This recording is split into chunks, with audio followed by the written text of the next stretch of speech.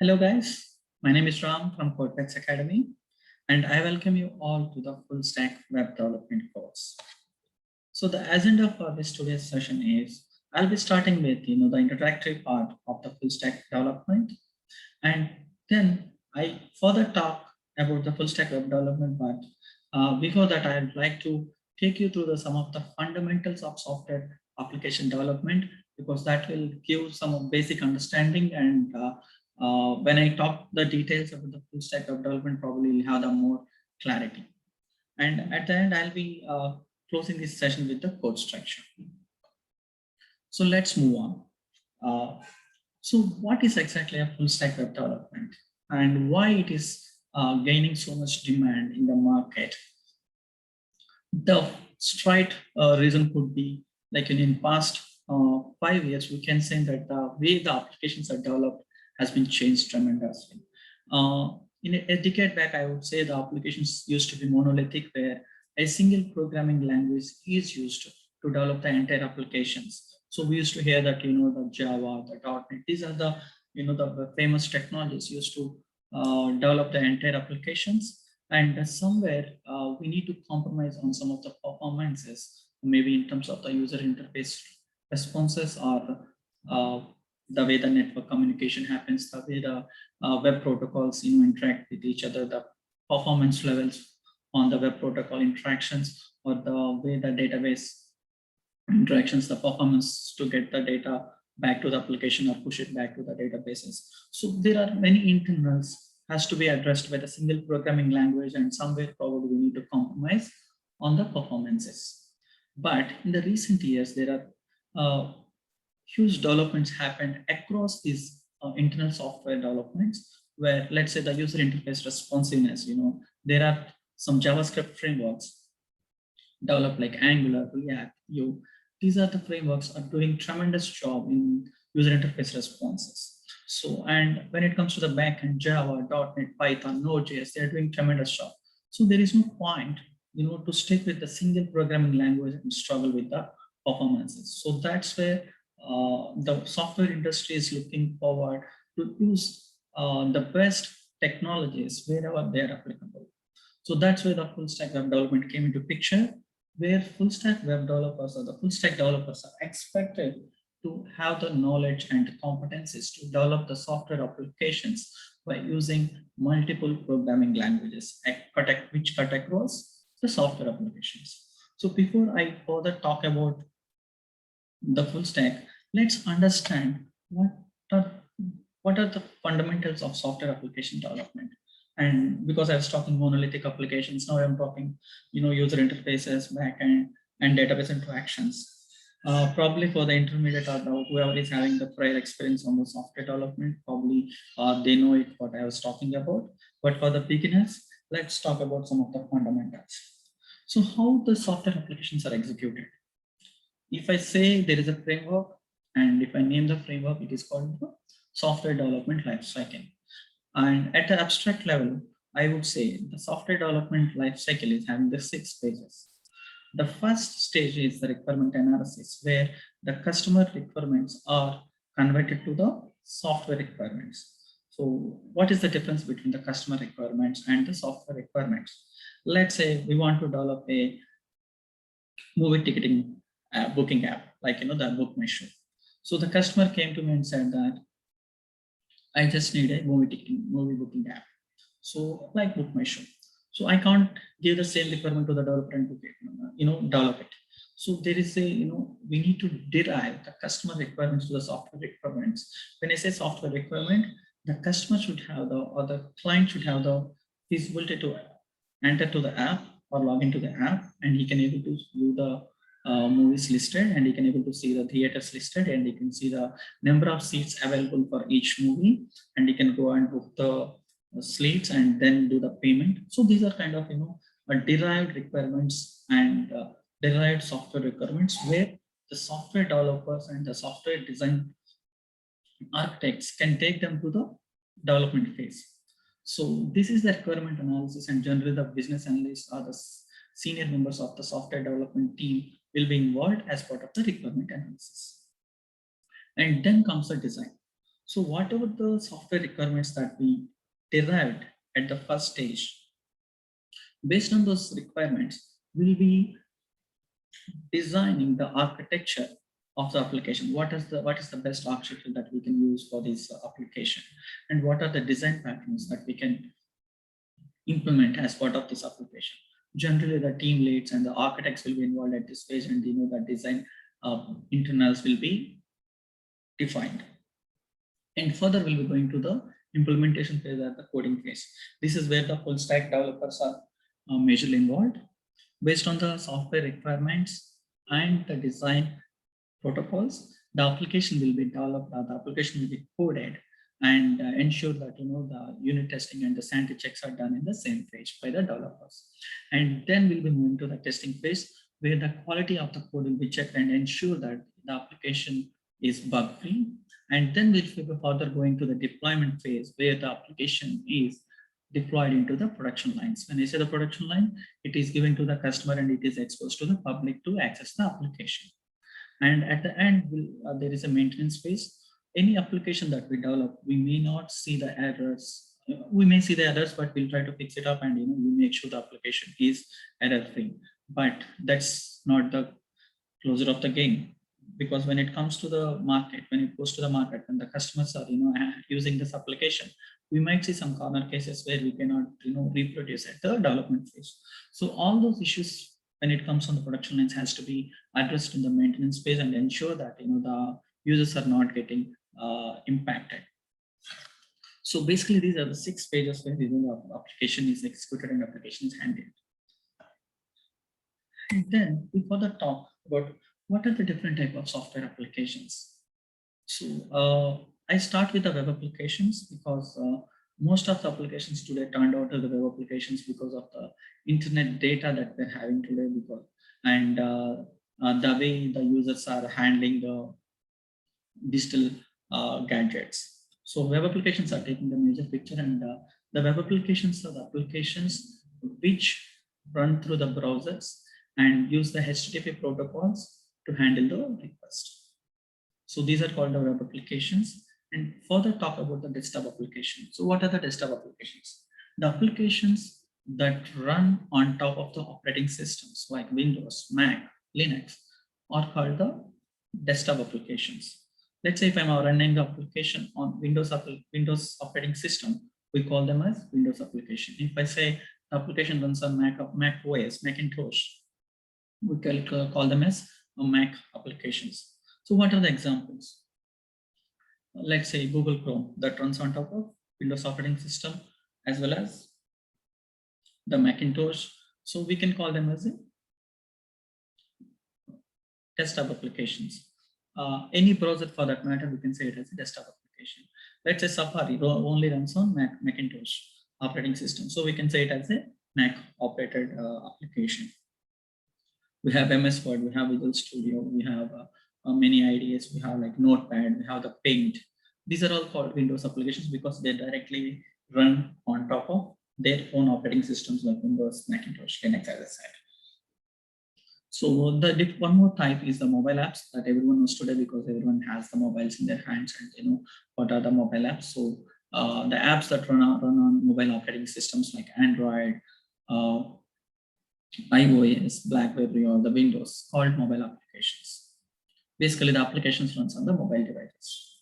And then I would say the latest developments from past decade or from past 5 years, the cloud apps.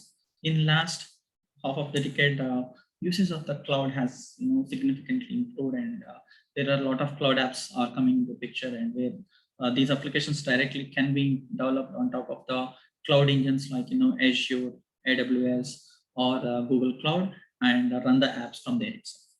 And at the last, these days we are seeing the trending one is the data science, artificial intelligence, machine learning. So AI and ML can be treated as one different type of software applications. So at the top level, I can say web applications, desktop applications, mobile applications, cloud apps, and AI and ML applications are the different type of software applications to treat with. And further, we'll talk about the building blocks. This is very important to understand before we further go about the full stack. So what are the building blocks? Any application in today's world is majorly can be segregated into three types or three building blocks, I would say: front end, back end, and the database. Front end is something which the user experiences, which the user sees it. Let's say www.facebook.com. When I say that, when I enter that URL on the browser, the login page comes up. So whatever the login page that I see, that is the front end. What is backend time? So when I type that URL on the browser, there is a request that goes to the Facebook server and take that request. Okay, so and so system and so and so IP address where the browser had sent the request from a RAM system, and give the response back to the RAM system.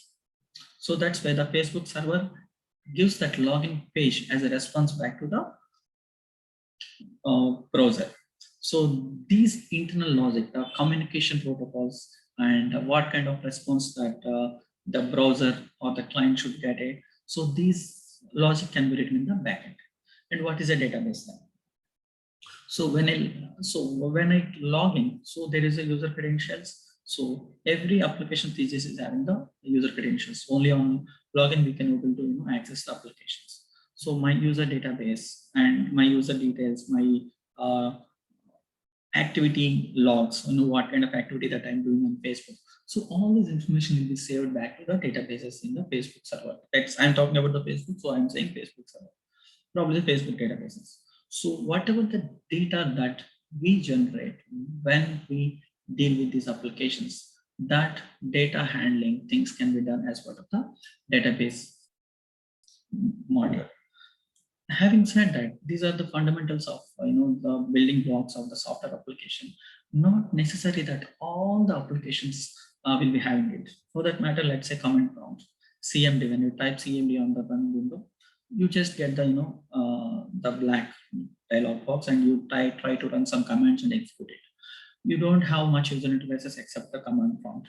So probably that doesn't have the front end, but that do have the back end, and that may or may not have the database. So not necessarily that all the applications do have this front end, back end, and database, but majority of the web applications do have the front end, back end, and database, because the web applications are run through the browsers. And to see anything on the browser, you should have the user interface, which is termed as backend. And HTTP internals or HTTP interactions to do with the web application, definitely those interactions will be implemented in the backend. And whatever the activities that we perform on the browser, on the applications, will be stored as in the databases. So we can say these are the three building blocks of the application, and let's go to the details of the software full stack web development. So I was talking about the front end, back end, and database, but there are different terms as well. So I explicitly mentioning that presentation layer can be called as a front end, business layer can be called as a back end, and data layer can be called as a database. So because when you go to the job and people talk about, some people will be talking about front end, back end, and database, but not, some other team might be talking about the presentation layer, business layer, and data layer. Let's not confuse with these words. So presentation layer and front end are same, business layer and back end are same, and data layer and database are same. So we can say that, when I say presentation layer or the front end, back end, or the database, what exactly you sense about it? These are the modules that are logically segregated. When you take the software application, these are the three modules that are logically segregated. User interface is a one module, backend, all the backend logic is one module, and all the database interactions or all the data storage is in one module. So we can say in earlier days we call it as a three-tier architecture, but yeah, the architecture details we further talk detail in further course structure. So these full stack developers, what exactly these people should do? The full stack developer should have an understanding on the technologies of the presentation layer, business layer, as well as the data layers. So what are the technologies that the full stack developer should have it? HTML, JavaScript, and CSS are the must for any full stack developer, whichever the language that they're using, because the browsers will understand only the HTML, JavaScript. Okay, and as I said, there are multiple programming languages or the multiple frameworks are built for the front end, the user interfaces, like Angular, React, and Vue. So either of these, languages would be enough. Like, if the full stack developer having the knowledge on Angular or React or Vue would do. It's not necessary that, they should have the both Angular and React, but Angular, uh, just with, HTML, JavaScript, CSS, and Angular would do. If you're having the knowledge on React also, which is, the extension or, the extra advantage that you get it. In the backend, we have a lot of legacy programming languages like Java, .NET, Python, PHP, and Node.js. Yes, these are the best backend programming languages still in the market. And when it comes to the database, we have the Microsoft SQL Server, Oracle, MySQL, and we have the NoSQL concept also in picture nowadays, and which is one of the famous NoSQL languages of the MongoDB. So let's say I'm a full stack developer. With having said all these technologies, let's say I'm a full stack developer, and what are the programming languages that I should have? HTML, JavaScript, CSS with Angular or React or Vue, which covers the front end part. And in the backend, you should have Java or .NET or Python or PHP or Node.js. You need not have the experience in all these programming languages. Either of these programming languages would do. And in coming to the database, most of the databases, having the same RDBMS concept. So the one who understands Microsoft SQL Server probably with a little bit of, learning, probably they know Oracle as well as MySQL. MongoDB, it's a bit different, but still, it's good to have the knowledge on MongoDB as well. So this is all about the full stack development, and the full stack developer should have knowledge on these technologies, and with this knowledge, the full stack developers will be accomplishing 80% of their activities in the application development. Along with that, they should have some fundamental knowledge of the cloud as well, because when it comes to the deployment, nowadays most of the applications are deployed in the cloud, like Azure, AWS, or the Google Cloud, where you should know how to deploy it. You should know what are the app services, what are the pipelines that we use when it comes to the Azure or AWS, how you store the data, and those things. Basically, the deployment part also you should have the understanding. Let's say if you're deploying in .NET application, what is the web server that I use? I use probably the IIS server, web server. So how to enable the IIS web server in Windows operating system, and how to deploy the application. These are the few deployment activities that the full stack web developer should have it. So let's move on. So yeah, so I intentionally put the requirements for the full stack web developer as part of this course structure, so that whatever I spoke, that will give the clear understanding here with these modules that I added as part of this course structure. So I'm taking one example here because we can't take all the examples in one place, because it gives more confusion. I'm just taking one path, which is Angular, .NET, and MSS, Microsoft SQL Server. Of course, this is one of the famous combination for the full stack web developer. So as I said, for any full stack developer, you should have the basic understanding of the HTML, JavaScript, and CSS. These are called web basics, and every full stack developer should have the understanding of it. And then they should have some fundamental design knowledge, like the OOPS concept, the client server models, the architecture types, and the design patterns. I don't say you should have a deep understanding if you are a beginner or intermediate programmer, but at least you should have the basic understanding, because when you say full stack, you'll be dealing with the application end to end, right from the front end to the back end to the database. If you don't have the design knowledge, or if you don't have the architecture understanding, probably you don't justify the application cut across right from the start to the end. So design fundamentals are one of the key aspects for the full stack developer. And as I said, I'm taking one of the concepts for the front end, which is called Angular, which is of course the top trending programming language for the front end. So as part of this Angular, we'll be talking about the TypeScript, which is the abstract version of the JavaScript, or the improved version of JavaScript. And before I talk about the further topics, Angular is developed on top of JavaScript framework, which is developed by the Google, and which is doing pretty much good in the market. So as I said, the TypeScript, then CLI, components and directives, observable, state management, async approach, two-way data binding, routing, dependency injection, and the different design patterns that we use in the Angular like Redux. All those things will be discussed as part of this Angular course. And what exactly this Angular does? The earlier days, used to see, when you try to access, any portal where you click an image or where you click on the video, you used to see the waiting cursor over there. It might be, internet speed, but at the same time, the way the application handles the request. But these days, the moment you click on the video or the photo, the image, immediately you see the video coming up, or the image coming up, or the text comments coming up.